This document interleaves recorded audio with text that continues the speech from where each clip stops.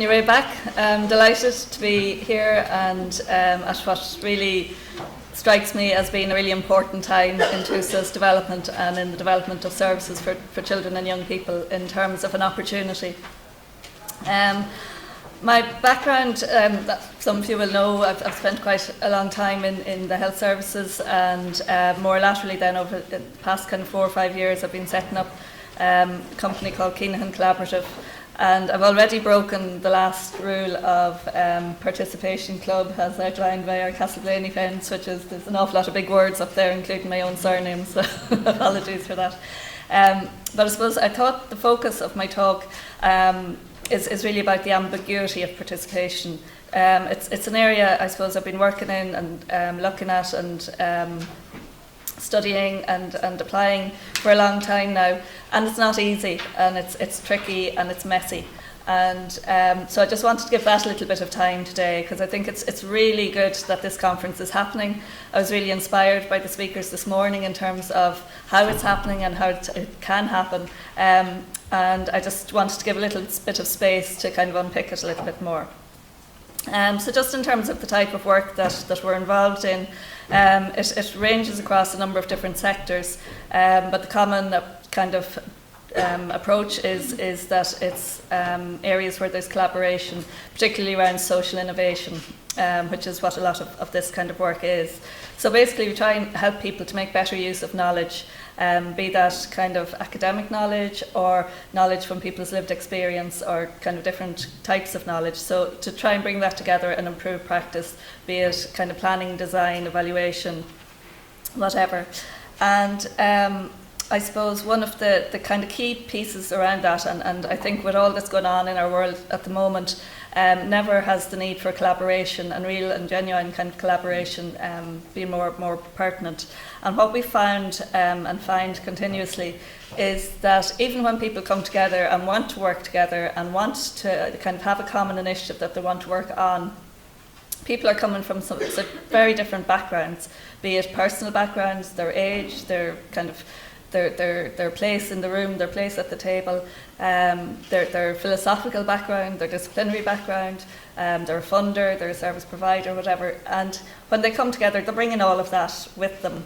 And often that kind of displays itself in a different language and a different use of the same words and different understanding. So we may think we're having the same conversation, but actually we're miles apart. So I think it's really important to constantly have that in our mindset, both in terms of working together on areas of work like participation and also in participatory practice in and of itself. Just talk a minute about our approach because I think that's kind of important. I really like this photo, and I'm sorry I didn't have the credits up on where I got it, but it was on an article around sustainability and resilience in kind of environmental sector. But a resilience focus is very much part of how we operate, and I was really delighted to hear Fred McBride use the language of resilience and systems earlier on, because I wanted to bring that into my presentation. I was kind of thinking, is it a bit disconnected from what I'm supposed to be talking about, but I think it's really core to it because there's a nice quote from a woman called Vivian Green saying it's not about waiting for the storm to pass but learning to dance in the rain. So there's always going to be stresses of various degrees, there's always going to be challenges around, but it's how we adapt and how we not just how we adapt though, but how we withstand and respond in a way that positively influences the course of change. So that's us as individuals, as practitioners, as professionals, us as citizens, and also children and young people and families. So at the individual and the kind of community level, I think resilience is a really key concept. The other key concept, and again I was delighted to hear it mentioned earlier, was the kind of systemic approach. And when we kind of take on any project or any piece of work, we acknowledge the messiness of it, and we're comfortable with the messiness of it. And it's rare that you can just kind of shoot in and come out of any piece of work, really, as you know. So it's really important to acknowledge that and to focus on the relationships and the interconnections between people and between projects. And we saw a little bit of it earlier in terms of the discussion at the end around the the project in the Northeast in terms of, the impact that working in a particular way can have. But by looking and mapping and constantly looking at those connections and working on them and on the interrelationships, it makes life a lot easier. And in any enterprise, be it business, be it social, be it care, be whatever, decisions that we make, and this is all about involving children and young people in decisions, but all our decisions frequently depend on others. So if we want to implement change, we're going to be reliant on other people. And that can be our colleagues, or it can be children, young people, it can be families, it can be society, it can be politicians, whoever. But the more the cooperation, the greater our overall effective power is to be able to change systems, and the kind of that power is amplified. So I'm going to talk to you a bit about participatory practice and what we mean by it. And just to wake you up and make sure that all the potatoes and heavy lunch hasn't got you snoozing, could you all, I'm not going to get you to do exercises, don't worry, but if you could all stand up, please, that would be great. And if you, and don't talk, because then you won't hear what I'm saying, sorry. I'm being really participatory here, be quiet. And if you could just turn to a partner, so find yourself a partner. Okay, no talking, no talking, no talking. Okay, if you can't find a partner, you can be an observer, okay? We won't call you Billy No Mates. Okay, so find yourself one partner. I see some people looking around for threesomes over here, and that's not allowed. If you can identify yourself as an A or a B within your partnership. Okay. Okay, that shouldn't take that long, okay. Next, if you can find an object, something like a phone, something with a little bit of weight in it. So just pick up an object, just A, pick up the object. Okay, quiet. Okay, and if you could give the object to B. Okay? And B, if you imagine that this object is something you really want to give to A, you really want A to have this object. So, can you give it to them?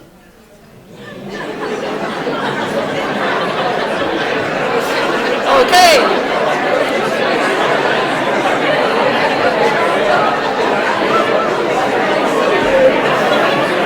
Okay, thank you. Now, if you could do it again. So this time, can A let B take the object from you?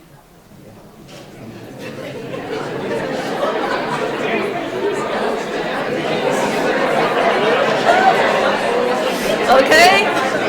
And I noticed some some A's weren't cooperating in that process. So this time, if B could, be a little bit more, learn from the guy this morning and the compromise skills, if you could take something there. So B, if you let A take the object from you. Okay. So can all sit down again?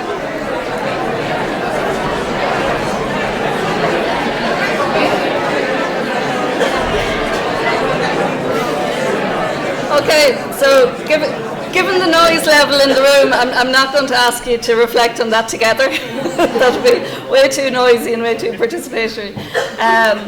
But I hope what you might have noticed is that the first time round, would anyone like to comment on it actually? He didn't want to give it back. He didn't want to give it back? No, he didn't want it back. Okay. How did it feel to be in either position? Control, yeah. Yeah. Can you shout at me, sir? Giving is better than taking, okay. Yeah. And anything else anyone noticed? The language of it is important. Yeah, what kind of words were you using? Yeah. Well, if I give it to someone, I'm supposed to let them take it. Yeah, okay. And what, did you notice any difference in your movements when you were doing it?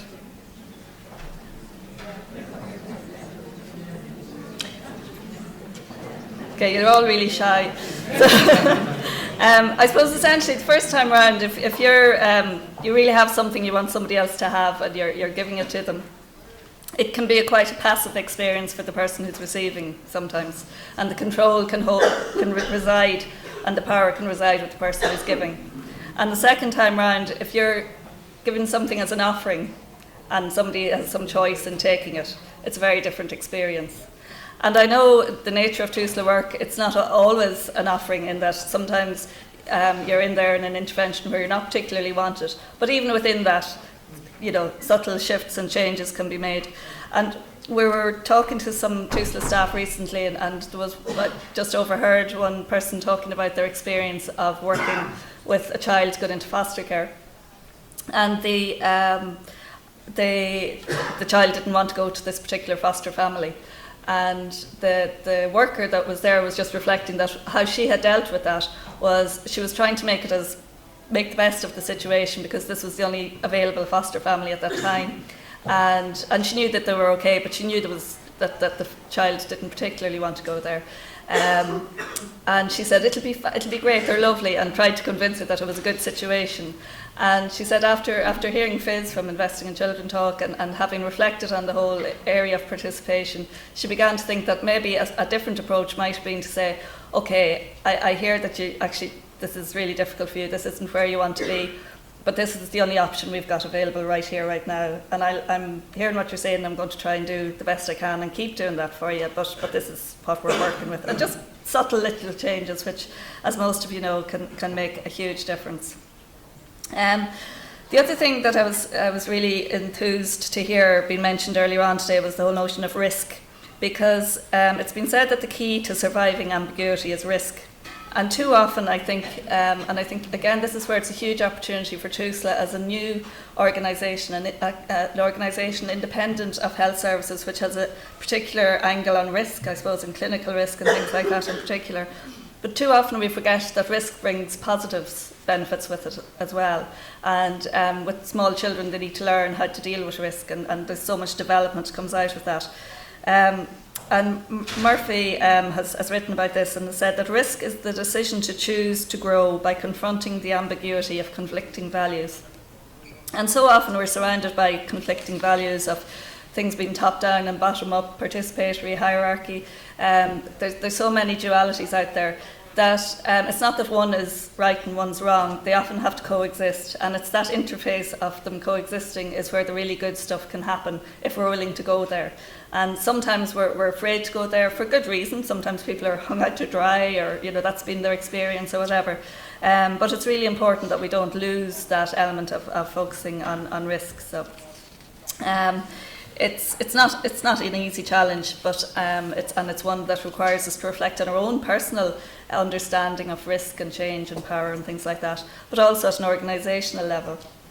And on that note, I'm just going to do a little story that some of you might be familiar with about the Space Shuttle Columbia, which was, oh my God, only 5 minutes left. Have to go very quickly. Okay, Space Shuttle Columbia. It was lost as it re-entered. It had a successful 2-week mission, and then was lost as it re-entered the Earth's atmosphere, along with, unfortunately, the 7 astronauts on board. And a piece of foam had broken off on the launch and damaged the shuttle's wing. And this caused the shuttle to break apart under the pressure of re-entering the Earth's atmosphere. But one of the really interesting findings from the investigation, and this is a quote, the NASA organisational culture had as much to do with this accident as the foam. And what they found, and a book called Naming Elephants, which is self-explanatory in the title, but is a really good read, it provided an analysis of the environment that resulted in the tragedy. And they identified what they called the undiscussables in the organisation. And the organisation would have seen itself as being quite participatory. Everybody's voice counted. It's important to listen to the kind of more junior staff as it is to the senior and everything else. But when push came to shove, decision making was found to be negatively impacted by the hierarchical system. There was found to be trappings of communication, but no real communication, and a fear of speaking up. There were some of the issues that were found. And then in this book they pull out a number of mismatches, which was quite useful. And one was the difference between how people believed that they behaved, genuinely believed that they behaved this way, and then how they actually did upon observation. And it was said that they believed that safety is our most important concern. That was kind of, the key. But behaviour was meeting our external flight schedule is our most important concern. So the schedule as opposed to the safety. And I think we can all get caught up in that in terms of, somebody asked a question earlier about outcome measurements, and we have to be really careful in terms of what we're saying we want to measure and how we measure it. And I think Liam was right in terms of, the fact that children's voice is being heard and that their right to contribute to decision making is happening. That in itself, doesn't require further demonstration for that aspect of it. It might for other things in terms of weighing up investments and what have you. But it's important that the culture is right, and that's why it's such a good opportunity to see the investment that is being made at the minute in terms of developing a more participatory culture. And on that note, I'll talk for a little minute, and I'm happy to answer questions later on it. So we were at Keenaghan Collaborative, and in collaboration with Sue Redmond, who is, stand up for Sue and wave. Sue will be familiar to many of you. Sue has her own consultancy company for mindful leadership, and does a lot of coaching, and as well as the other areas of consulting, and has a huge kind of background as well in the whole area of working with young people and staff who work with young people. And so we've come together, and I think, I know at a personal level, I think we complement each other quite well, and I think our skills complement each other quite well, but the proof of the pudding will be in the eating, so we'll come back in a year's time and you can give us our outcome measures. But we've been lucky enough to be awarded the contract for developing a Train the Trainer programme for TUSLA in relation to participation. And we're in the early stages of that. Some of you will have got a questionnaire, an online questionnaire that has been done in participation with ourselves, NUIG, Danielle will be speaking later, and staff in TUSLA as well. Basically, there was a number of us needing to know a number of things from staff, and we very sensibly decided to do it together. It was just we're a little bit slower on some of the consultation aspects of the needs analysis, but we have done some consultation, and we've heard a lot about what's working well in TUSLA and things that could be improved, and we'll kind of ensure that informs our training and how the training is designed. And also we're developing a toolkit to support the training and to support practice. The approach that we're going to take to the training is very much to build on where people are at, because as was mentioned earlier, there's an awful lot of really good work going on in the country. There's poor practice also going on, and there's lots of people who are coming and going and in and out in between. But generally, most people are doing their best, and what we hope to do in the training is to offer people the opportunity to step back, and whether they're engaged in it or not engaged in it, define what participatory practice is, so that we tackle some of the language and the understanding issues, get a common understanding, be able to reflect on your own practice. So it doesn't matter if you're engaged in something really participatory and I'm not, we can all learn something new. And then develop a number of skills in relation to participation, and we'll be teasing those out. But as I say, we're going to try as much as possible to base them on what's there, meeting the needs that people have identified. We're doing it in collaboration and working closely with the workforce learning and development people within TUSLA, so that it's integrated rather than a separate thing. And as I think the key point that was made earlier is this isn't an add-on, it's just changing how things are done, and also embedding it and prioritising it as a way of working, which is key. I'll skip that one. But I'll leave you with a wish, if you like, a New Year's wish, from a poem by John O'Donoghue, who, and as I say, I think a lot of this is quite philosophical as a shift. But just that you would hold nothing back, learn to find ease in risk, soon you will be home in a new rhythm. And home in all its chaos and messiness, but generally, hopefully, a good place to be. So, thanks very much.